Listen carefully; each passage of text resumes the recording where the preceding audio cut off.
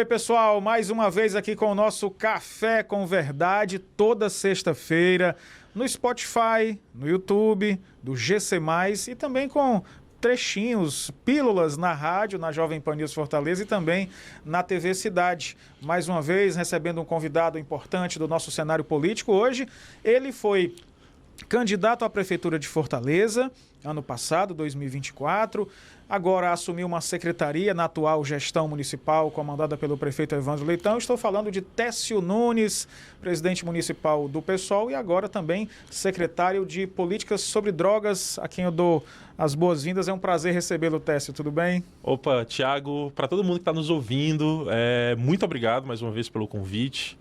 E que bom, nessa sexta-feira a gente está aqui falando sobre esses assuntos todos, da política, muitos acontecimentos, né, do ano passado para cá. E eu estou retomando aí uma agenda de entrevistas, de conversa, de diálogo, e que bom começar por aqui. A sua vinda ano passado aqui a gente trata por você, tá bom? Tá, fica tranquilo, fica tranquilo. A sua vinda ano passado, quando era JC Eleições, ainda depois migrou para esse formato aqui, a gente foi um dos mais vistos, muito elogiados pela sua espontaneidade. Eu gostei muito, inclusive, fiquei ouvindo em casa depois, mas Técio, vou começar de leve, tá? E depois a gente vai nas mais quentes. Como foi aquele processo das eleições do ano passado, né? Você se candidatou, teve uma grande visibilidade, participou dos eventos. E como foi a transição de 2024 para 2025? O que você acha que retirou, posso chamar de frutos, de experiências daquela eleição?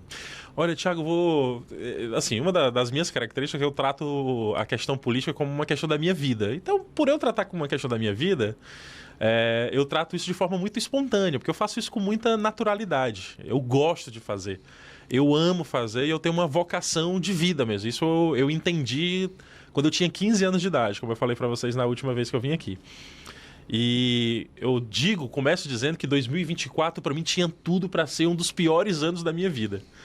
E foi um dos melhores anos da minha vida, assim, que transformação, assim. O que foi que aconteceu que fez essa mudança? Foi de uma perspectiva pessoal mesmo, eu me reconheci em outro lugar. Eu nunca me imaginei candidato na minha vida, eu nunca fui candidato nem a grêmio estudantil da escola. Eu sempre me conformei muito, ou me conformaram muito, a ficar nos bastidores, nesse lugar da articulação política. E eu nunca me vi como candidato, voz pública, né, expressão pública, lidar com essa... na entrada aqui da TV Cidade, uma pessoa me abordou dizendo que o filho dela, de 11 anos de idade, era muito meu fã, que gostou muito... Eu fico tão encabulado com essas coisas ainda, que eu fico tentando entender. E foi muito interessante porque a candidatura... eu sou muito orgulhoso de vários pontos. Um dos pontos foi pautar o debate sobre segurança pública na cidade, mesmo pequeno, com pouco tempo de TV, com pouca estrutura, o PSOL às vezes relegado a um lugar de preconceito de sectário, extremista, e a gente conseguiu pautar um debate de alto nível, né, para a cidade. Começou o debate, a galera falando de caveirão da Guarda Municipal e a gente pautando o debate de segurança sobre a perspectiva de inteligência, política integrada pública, cooperada com o governo estadual, o governo federal. De repente, foi a tônica dos debates. Tratar a segurança pública com inteligência, política pública efetiva, diálogo cooperado entre os governos, que era o centro do nosso programa. Isso é um orgulho. Além de tudo, assim, foi um orgulho muito grande para mim conseguir ter um desempenho bom, né, nos debates. O debate da TV Cidade, inclusive, para mim foi um grande marco, porque era um dos debates que eu estava mais temendo, assim. E, poxa, todo mundo disse que eu fui muito bem naquele debate. Eu não fico dizendo para mim mesmo que eu fui bem, eu fico tentando me convencer disso. Mas os debates foram uma experiência muito, muito impactante, porque eu estava com muito medo dos debates. O primeiro debate que eu fui, eu tava assim, me tremendo. Quando me chamaram pro púlpito, Thiago, Técio, agora é a sua vez, parecia que eu tava indo pro abate, assim, morrendo de medo. E aí consegui destravar e foi impressionante, porque a campanha eu tava descobrindo um novo programa para o PSOL. A gente queria construir um novo PSOL, apresentar um outro PSOL para a sociedade, com um debate mais sério, um debate mais programático, para além da demarcação, da denúncia. Nós queríamos denunciar, demarcar, mas nós queríamos propor. Então, para além de descobrir isso, e a gente descobriu fazendo, eu também descobri um outro Técio que eu não reconhecia, que eu não sabia que existia. né? Então, isso para mim foi muito, muito bom. E aí, Técio protagonista político, já que você falou nessa... Aí nisso eu tenho que colocar assim, eu sempre tive um protagonismo na política, só que eu era um quadro de bastidor, de articulação e etc. Agora com visibilidade. Agora, a visibilidade era uma coisa que me estranhava. Apesar de que, eu falei até na primeira vez que eu vi aqui, que eu era vocalista de uma banda de rock, então de alguma forma eu sonhava em ser um rockstar. Só que aí depois que eu abandonei esse sonho, não por falta de talento, viu? Não por falta de talento, mas sim por falta de outras coisas. O talento estava entre elas. Mas, enfim, eu também me vi eu não me via nesse lugar de candidato, de voz pública. E de repente me coloquei e consegui verbalizar bem um programa, um conjunto de ideias. E aí as pessoas falam muito, eu acho que elas me elogiam por uma certa eloquência que eu tenho, mas eu acho que o que mais chamou a atenção das pessoas foi a força das ideias. E eu dizia muito isso, que a nossa campanha, o grande forte da nossa campanha eram as ideias, a força das ideias coerentes, né? Então isso para mim foi muito marcante e que bom, eu encerrei 2024 com um balanço super positivo da campanha.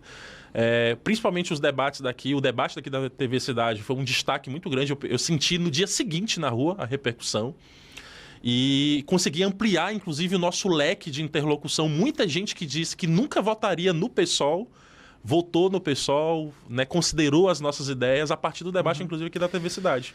E eu tenho, para mim, o ano de 2024, que começou sendo assim um dos piores anos da minha vida, tudo para ser um dos piores anos, encerrou como um melhor ano da minha vida. A gente fala já de 2025, mas você falou do garoto de 11 anos que disse que era seu fã. Vamos voltar um pouco, então? O Técio Nunes, de 11 anos, tinha essa referência, essa pessoa que olhava, acho que muito mais no campo da política, você tinha essa pessoa que olhava e dizia, poxa, pode ser um referencial para mim? Não.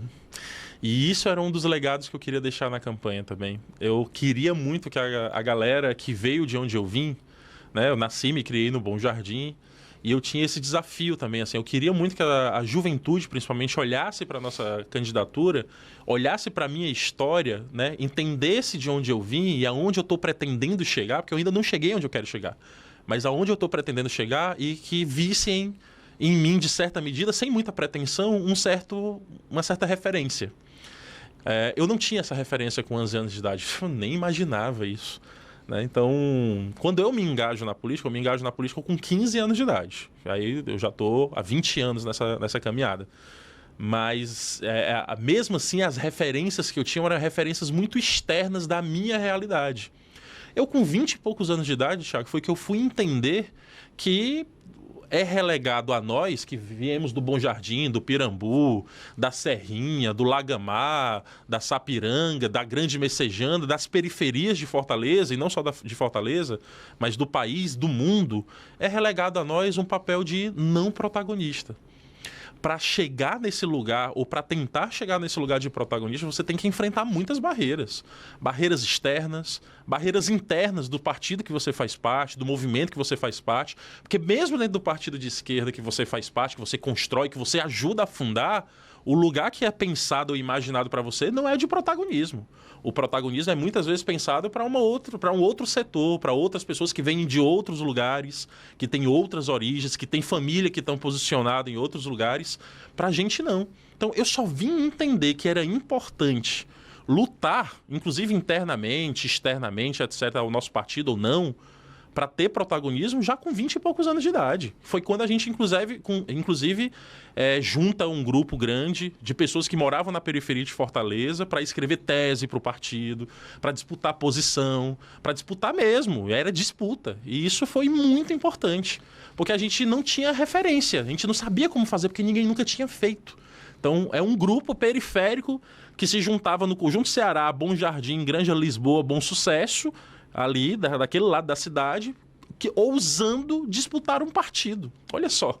Né? E é muito louco você imaginar que um cara que vem do nada, como eu vim, do Bom Jardim, é presidente de um partido, da executiva nacional do pessoal, porque além de tudo, eu sou o secretário nacional de organização do nosso partido, e aí também fui prefeito, ou candidato a prefeito, e hoje estou secretário da cidade. É muito louco você imaginar essa trajetória. Eu nunca imaginei isso, e eu não tinha referência nenhuma para isso. Fui aprendendo fazendo. Né? Com os vários... Você falou que não chegou lá ainda. Onde é que Técio Nunes quer chegar? Poxa, essa é uma pergunta... É legal essa pergunta na terceira pessoa, né? É. Você está aqui na minha frente. Essa pergunta Onde é que você quer chegar, Técio? Essa pergunta é interessante. Eu não sei onde é que eu quero chegar. O que eu sei é que eu não quero chegar sozinho. Eu poderia falar, pode até parecer meio piegas, assim, mas aonde eu quero chegar? Eu quero chegar num lugar onde a gente consiga transformar o mundo de fato para melhor. Transformar a cidade de fato para melhor. Como faz isso, né? A gente imagina que ocupando a política. A política é a melhor forma de fazer isso. Por mais que a gente tenha, às vezes, muita aversão à política, porque a política, como vários outros campos da vida, como no ramo empresarial, como em qualquer lugar da vida que você vai atuar em coletivo, ela é cheia de frustrações, percalços, problemas, gente que quer botar você para baixo, gente que quer botar você para cima, tem de tudo. Mas é a política que transforma. Uma boa política, uma política feita com ideias, com boas ideias, uma política feita de forma coletiva, sem pegar a sua individualidade e esmagar o coletivo. Aí tudo que a gente tem que fazer em coletivo, com outras pessoas sonhando o mesmo sonho com você. Aquela frase piegas do Raul Seixas, sonho que se sonha só, é só um sonho que se sonha só, é uma realização pessoal. Mas sonho que se sonha junto é realidade, porque a partir de um movimento coletivo é que a gente consegue modificar a realidade de fato. Então, eu não sei muito bem onde é que eu quero chegar, mas eu quero, daqui a muito pouco tempo, ver uma cidade outra, um país outro, melhor para os nossos, para os meus. Enfim, para pessoas que vêm de onde a gente veio, né? Então, vou deixar é uma ambição de vida essa. Ambição de vida, né? Deixar a política aqui no cantinho para eu fazer uma pergunta aqui. Você falou que teve uma banda.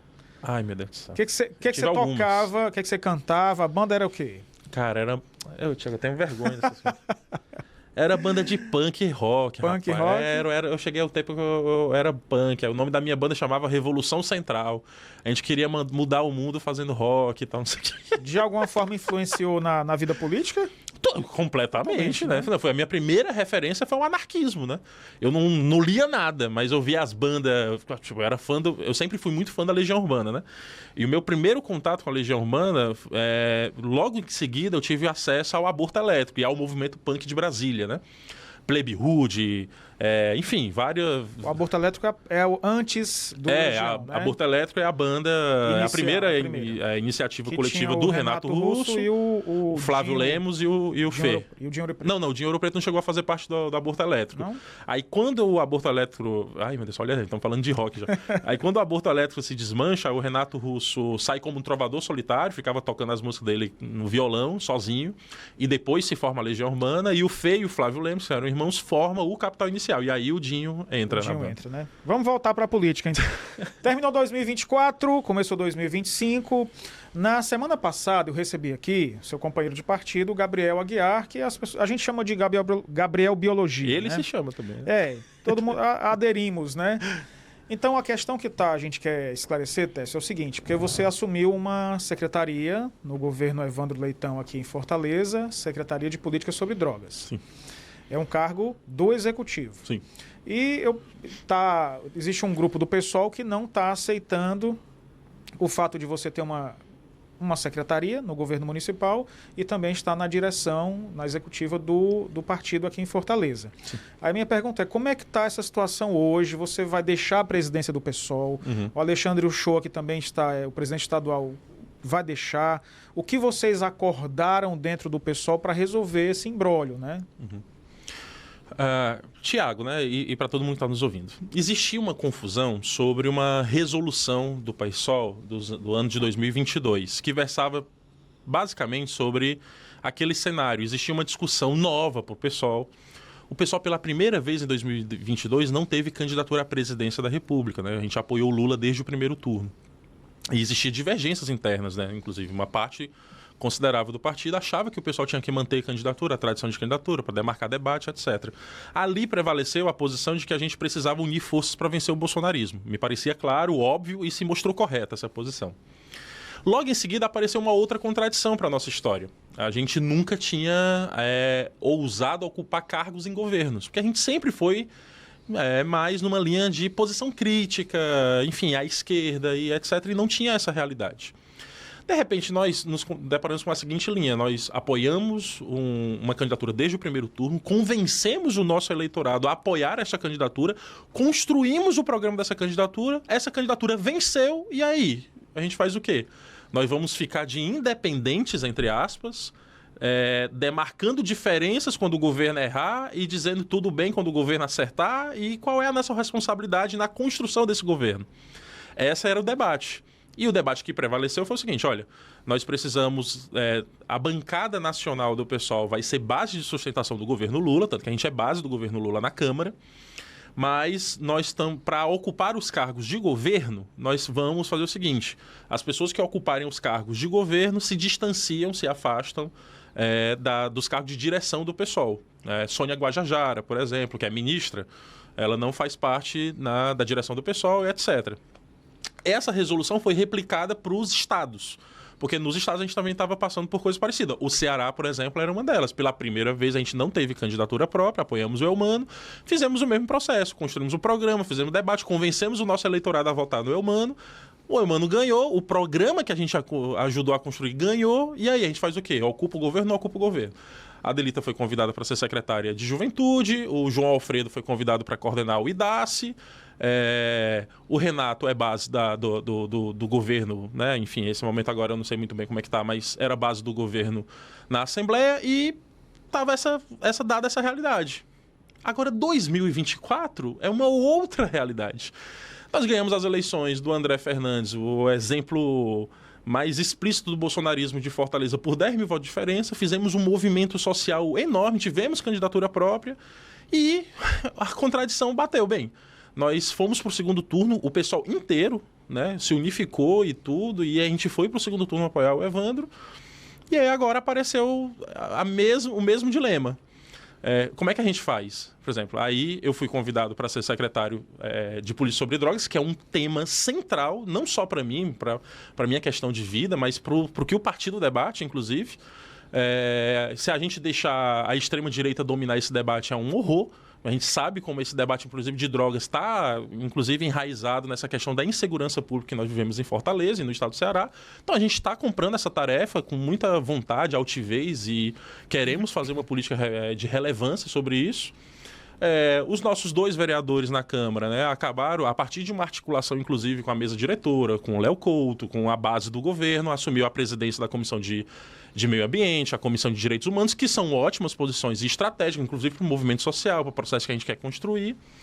E aí tem uma interpretação interna de um setor do partido minoritário que acha que a resolução de 2022 se aplica para 2024. E a resolução amplamente majoritária foi que não. A resolução de 2022 não cabe para as eleições de 2024. Até porque não há um debate nacional do PSOL sobre isso. Porque se o PSOL fosse debater a realidade de cada município... Não é estatutário, então? Não, isso não é estatutário. Isso é uma resolução de 2022 sobre o pleito de 2022. E a resolução é muito clara. Ela fala sobre a ocupação de governos do governo federal e de governos estaduais. Governo municipal, a gente vai ter um debate agora no próximo Diretório Nacional, no próximo final de semana. Nem sei se vai entrar em tema esse debate, entendeu? Como eu falei para você, sou da Executiva Nacional, isso não está em debate ainda. Então essa foi a diferença de interpretação. O que eu particularmente não gostei foi do tom. Eu achei um tom desrespeitoso, a demarcação desnecessária. Por parte desse setor minoritário do pessoal, sem dúvida. Assim, eu achei preconceituoso, achei... desrespeitoso, desnecessário. Não precisava fazer isso. Debate público, inclusive, sobre essa posição. Tinha espaço para a gente debater isso internamente, achar um caminho, uma solução. Não é o constrangimento, não é tentando constranger uma figura do partido, dirigente do partido, que acabou de sair de uma candidatura a prefeito bem-sucedida. A linha não é de tentativa de constrangimento e a gente nunca vai ceder a isso. Eu nunca cedi e não vamos ceder. Entendeu? Assim, tipo, a interpretação era outra, tinha espaço para continuar coisas. Bem, se optou por um movimento sectário, que eu acho que é irresponsável para o momento político que a gente estava passando, não mostra a maturidade que o pessoal precisa mostrar para a sociedade, para o seu eleitorado. Eu acho tudo isso. E não só acho sozinho, não acho isso sozinho, várias pessoas acham. Eu acho que a gente poderia ter ido para um outro caminho, que é o caminho que eu peço muito que a gente construa. O caminho do diálogo, do debate, da fraternidade interna. A gente precisa garantir coesão interna, maturidade, para a gente poder, inclusive, projetar o partido para um outro lugar. Ninguém aguenta mais essa política de alecrim dourado que Poxa, qual era a posição que a gente deveria ter nesse momento? A gente tem uma oportunidade de mudar a vida das pessoas tocando uma pasta tão central e tão importante como a de Secretaria de Drogas, que não tem política, inclusive, não tem uma política de drogas tocada em Fortaleza. A gente está com essa responsabilidade e o nosso papel histórico nesse momento é negar essa responsabilidade para fazer o quê? Entendeu? Eu falo para todo mundo, gente, eu sou militante desde os meus 15 anos de idade, faz 20 anos que eu tô nisso. Eu tô cansado de escrever texto de demarcação no Instagram, ou no Facebook, ou em qualquer lugar, e botar minha cabeça no travesseiro e dormir em paz. Eu quero modificar a vida das pessoas. Eu faço política para isso. E se não for para isso, não me chamem para nada, entendeu? Então eu fico meio chateado com isso, assim, porque eu fico tentando entender aonde se quer chegar com essas demarcações. E eu lamento, só que eu acho que elas não levam para lugar nenhum. Da outra vez, eu perguntei como é que fazia para o pessoal, eu vou usar um termo, você me corrija se for inadequado, tá? A impressão que passa é que o PT está sempre, o pessoal está sempre à sombra do PT, né? Porque quem chega ao governo federal, os estaduais, é o pessoal, é o PT e o pessoal fica assessorando, corrija meus termos, tá? Não. Fica ao lado, né? Não tem a caneta, é aí onde eu quero chegar. É isso que você está pensando, de dar esse passo além, de não ficar ali só puxando o PT quando o PT dá uma escapada dos ideais de vocês e ir mais para a execução das coisas? Tiago, acho que esse caminho é natural porque nós estamos vivendo um momento de polarização. Eu não consigo dizer que a gente está vivendo uma polarização no Brasil, mas, bem, é um momento que existem forças opostas se colocando. Sim. Então você tem um bolsonarismo ainda muito forte, a extrema-direita, enfim... E você tem o campo da esquerda tentando se entender, se unificar. É natural que em determinados polos, em alguns lugares, uma força se sobrepõe à outra e a outra fica como auxiliar. Bem, aqui no Ceará, até então, nós temos sido uma força ao lado do PT. Em São Paulo, por exemplo, o PT estava ao nosso lado, né? Em São Paulo, nós éramos maiores do que eles. Em alguns outros lugares do país também. Eu acho que isso é natural porque quando você tem os polos... colocados, né? Você, por exemplo, a gente acha irresponsável hoje o pessoal afirmar caminhos que rompam com o campo democrático na conjuntura que está colocada. Então é natural essa percepção, né?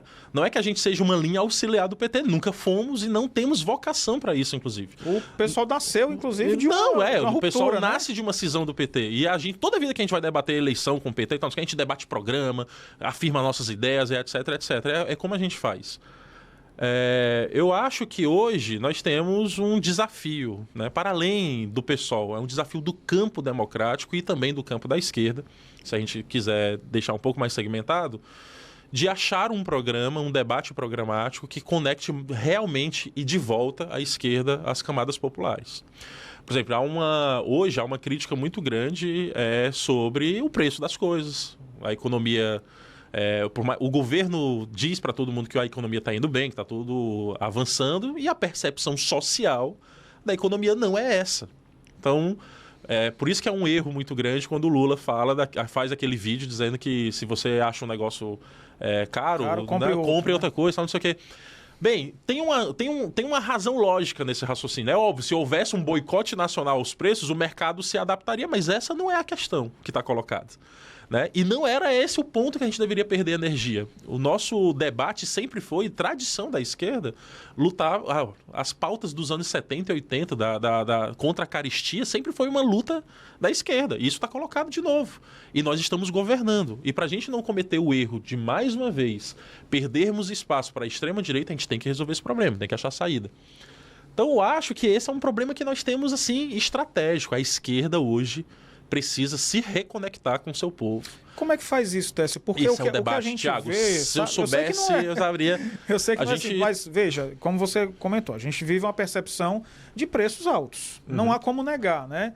Aí o que o governo faz? Bota boné azul com o Brasil dos brasileiros. Eu estou aqui mencionando, não é nem forma de crítica. Sim. Que botar um boné azul com o Brasil dos brasileiros não resolve o problema do preço alto, né? Isso é uma demarcação com... fica muito mais na área do marketing, da comunicação, do que na prática. Porque é isso, nós estamos vivendo uma vida difícil, assim, que ao mesmo tempo que nós temos que governar, achar soluções para o nosso povo, nós temos que demarcar programa com a extrema-direita que fica replicando no Brasil o Trump, que está fazendo de tudo para ferrar com a economia economia brasileira, entendeu? Então, o Brasil é dos brasileiros é uma resposta política a esse movimento de extrema-direita brasileira que fica tentando referendar o Trump como uma referência nacional.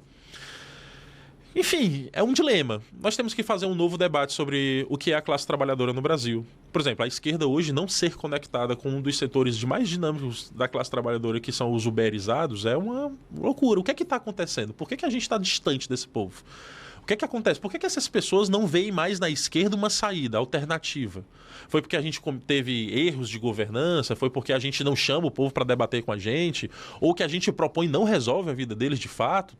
Nós temos que achar essas saídas. Nós temos que nos fazer essas perguntas. Esse é um debate importante, esse debate está vivo, está mais vivo porque do que nunca. E olha, tradicionalmente é um público que deveria se identificar por questões trabalhistas mais à esquerda. E o que a gente vê aqui é exatamente o contrário. Exato, né? E são pessoas que não têm direito algum. Inclusive, no meu programa de governo, qual era das nossas propostas de governo?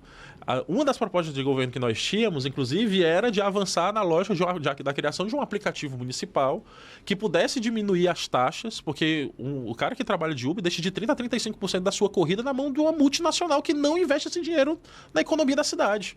Então, se você conseguisse implementar uma tecnologia, e nós temos inteligência para isso, para criar um aplicativo municipal que baixasse a taxa, aumentasse a lucratividade do motorista, do trabalhador, do motoqueiro, do entregador, melhorasse o serviço e deixasse esse dinheiro na economia da cidade, nós teríamos um boom. Isso é demarcar a esquerda e fazer uma disputa à esquerda de uma questão muito prática, entendeu? E a gente defendeu isso o tempo inteiro no debate, no programa e tal, não sei o quê. E parte dos Uber, toda vida que eu andava de Uber, eles falavam, pô, a proposta é boa e tal, não sei o quê, tem que só fazer isso, tem que só fazer aquilo. Eles sempre tinham um ajuste, uma coisa. Mas, poxa, olha só, a gente tem a oportunidade de, no mínimo, debater com eles. De eles não verem na gente uma força estranha. Porque hoje a esquerda é vista por esse setor como uma força estranha. E a gente tem que pensar mecanismo para dialogar com eles e aproximar essa galera da gente. É um desafio. Vamos falar um pouco do seu novo desafio. Está à frente da Secretaria de Políticas sobre Drogas. É um tema sensível demais, né? Como você falou, o problema envolve muita questão do tráfico de drogas, do crime organizado, passa pelas drogas, né? O que você pensa? Eu sei que é muito recente, né? Mas o que você já está vislumbrando mais à frente? O que é possível fazer? Campanha? Não sei. O que você está pensando nessa secretaria? Olha, a primeira coisa é o seguinte, a gente está no meio de um planejamento agora. Faz pouco mais de 20 dias que eu assumi a secretaria. Assim que eu cheguei lá, na sede da secretaria, ela estava completamente abandonada. Ontem, inclusive, eu fiquei estarrecido com a cena que eu vi, porque era 2 caçambas lá, botando lixo, mato e tal, não sei o que tinha dentro da sede. Porque tem um centro de referência que funciona lá, de atendimento ao público. A sede muito precária, computadores quebrados, tudo abandonado. E aí você, quando vai acessar os relatórios, aí você vê, não tem política nenhuma de drogas tocada pela Prefeitura de Fortaleza. Então, o nosso desafio, porque eu entrei na secretaria dizendo que a gente ia reconstruir a política de drogas, e a gente identificou que não, a gente vai ter que construir uma política de drogas para Fortaleza. Que seja consequente, que seja séria, que seja pautada nas questões sociais e na vida das pessoas. Isso eu faço questão. Óbvio, aí tem muita gente problematizando o fato do candidato do PSOL estar assumindo a Secretaria de Política de Drogas, né? Porque é uma leitura limitada, preconceituosa, que não entende, inclusive, a centralidade dessa pauta sobre questões sociais tão relevantes, né? Então, nós queremos fazer um debate integrado com segurança pública, nós queremos fazer um debate integrado com a saúde, nós queremos chamar a Secretaria de Cultura, Assistência Social, para poder debater junto, ver como é que a gente acha a saída, cria projetos para modificar a vida das pessoas. Nós temos hoje já começamos a elaborar um projeto para poder lidar com os moradores em situação de rua que estão, infelizmente, ligados ao problema da drogadição. Então a gente precisa achar uma saída para isso e nós vamos chamar a responsabilidade para nós. Eu já falei para todo mundo, nós não podemos nos contentar e estar aqui na secretaria, ver um problema na rua e fingir que não é com a gente. Vamos chamar a responsabilidade para nós e vamos pensar a saída. Então, aí Eu acho que no próximo mês eu já vou para Brasília, já vou apresentar projeto, atrás de recurso. Vou começar a ter uma conversa com o prefeito Evandro para pautar para ele, mostrar para ele qual é o nosso planejamento no próximo período, o que a gente acha que é importante investir, como não investir. Estamos pensando em política para integrar as escolas, na campanha de conscientização, mas não só de conscientização, mas sobretudo de assistência também. Enfim, às vezes a gente está falando da pessoa que é adicta e a gente não pensa... Uma vez uma pessoa perguntou assim, o nosso público-alvo é muito limitado, né? O nosso público-alvo é limitado? Os adictos... Caramba! Eu sou de uma família de adicto, que tinha adicto, assim, tipo, a minha família inteira era impactada por esse problema. Minha família inteira era impactada por esse problema. Então, assim, tipo, a minha família inteira, inclusive, foi expulsa da Granja Portugal por conta dessa relação de drogas e a comunidade. Nosso público é enorme, é extenso pra caramba. Quando a gente tá falando do adicto, a gente tá falando da família dele, dos amigos dele, da comunidade dele. E olha como isso é amplo, entendeu? Então a gente precisa pensar esse problema de forma ampla, conectada, tudo tá conectado. Então a gente precisa ver como é que a gente avança nesse aspecto. Então, eu particularmente, Thiago, eu confesso pra você que quando essa proposta chegou pra mim, o Evandro chegou e colocou, eu tive uma certa resistência. Porque eu tenho trauma pessoal com a questão. Foi uma conversa com ele mesmo, com o Evandro Leitão? Mesmo, o prefeito me convidou, conversou. Ainda no passado? Não, foi acho que dia 2 de janeiro, alguma coisa assim. Dia 2, dia 3 de janeiro. Uhum. E aí ele falou assim, olha, Técio, eu estava quebrando cabeça aqui, eu não vejo outra pessoa melhor para assumir essa pasta, para debater essa situação na cidade que não seja você. E eu queria muito te convidar para isso e tal.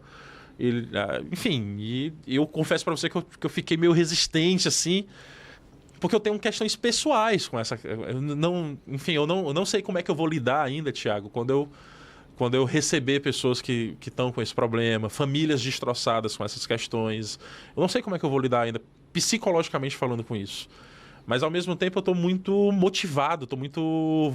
É isso, assim, eu faço política por vocação, não faço política para poder crescer pessoalmente, tão somente com isso, entendeu? Eu não sou hipócrita dizer que eu não quero alcançar lugares importantes e fazer isso.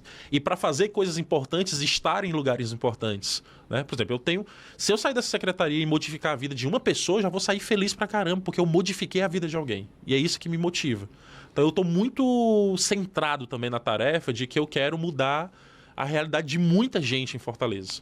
Eu não quero que várias pessoas tenham o futuro ou o presente que os meus primos tiveram, por falta de oportunidade, por várias questões sociais. A gente fica olhando... Eu estava debatendo ontem com o pessoal, porque o pessoal fala de reintegração, né? Que tem um tema, que é um termo que se utiliza de reintegração à sociedade. Aí eu estava colocando e refletindo e coloco para vocês também, para a gente refletir junto. Olha só como a política é construída, né? Quando não tem uma pessoa que pensa a partir de uma perspectiva outra, né? Reintegração social. Quando a gente fala de reintegração social, parece que a gente está colocando aquele adicto como se ele não fosse parte da sociedade. Como se a sociedade não tivesse relegado a ele este lugar. De falta de oportunidade, de falta de perspectiva. Aí depois que esse cara se rende a isso, se rende à criminalidade e é preso e solto, aí a gente vai tratar ele como um reintegrado. Como se ele fosse um ser fora da sociedade, porque ele tomou uma decisão individual de sair da sociedade. E não a sociedade construiu todas as condições para tirar esse ser desse meio que a gente considera sociável. É muito louco você pensar nisso. Um termo que parece inofensivo, mas é carregado de uma percepção política que é completamente excludente. Porque se a gente está falando de reintegração, a gente não bota a culpa na sociedade. A sociedade tem que pensar essa questão de forma integrada. É por isso que eu não quero construir política e eximir de responsabilidade a Secretaria de Segurança Pública, o Poder Público, o governo do Estado, a Justiça. Entendeu? Por exemplo, eu estava falando com o pessoal que eu quero marcar uma audiência pública e eu quero convidar a OAB, as universidades, o pessoal para debater junto com a gente, para achar saídas. Porque esse problema é um problema social. E aí a gente é acostumado a acreditar numa política de enxuga-gelo. Aí quando a gente vai falar de segurança pública, vamos botar mais policial. Vamos botar mais câmera. Vamos fazer presídio. Vamos fazer presídio. E aí quando o problema está no seguinte, nós precisamos ter o poder público habituado a disputar a vida das pessoas. O maior PIB do Nordeste, que é Fortaleza, o maior PIB do Nordeste, que é o estado do Ceará, a gente se orgulha muito disso, inclusive, tem que usar a força, o poderio desse PIB para disputar a vida das pessoas e modificar a vida das pessoas. É isso que vai fazer as mudanças de verdade. E por isso que eu falo para vocês, essa secretaria, para mim, ela está carregada de muito significado, por uma questão pessoal. É um trauma na minha vida, porque eu tenho uma família destroçada por essa realidade, mas, ao mesmo tempo, eu não vim para a política para não fazer nada. Pelo menos eu não pretendo não fazer, assim, passar pela política sem fazer nada relevante. Eu quero fazer coisas relevantes e eu estou muito empolgado com isso. Técio Nunes, nosso convidado do Café com Verdade. Nosso papo sempre se estica muito. Bom, é porque, né, eu falo demais. Você deixa, aí eu vou falando. Te agradeço demais, Técio, por vir bater esse papo com a gente aqui. Se abrir o coração mais uma vez e falar dos seus planos. É sempre uma conversa muito boa. Te agradeço Thiago, demais, viu? Cara, eu fico todo sem jeito quando eu recebo um elogio assim. Então... Obrigado, Thiago. Obrigado a você que está nos assistindo, nos ouvindo. Mais uma vez, agradecer ao Grupo Cidade, sempre muito aberto. Tô aí, toda vez que me chamarem, eu tô aqui. Desejo todo sucesso. Sei que é uma caminhada difícil, cheia de dificuldades, mas que você consiga êxito. Muito obrigado. Obrigado, Thiago. Gente, na semana que vem a gente está de volta com mais um Café com Verdade. Muito obrigado. Tchau, tchau.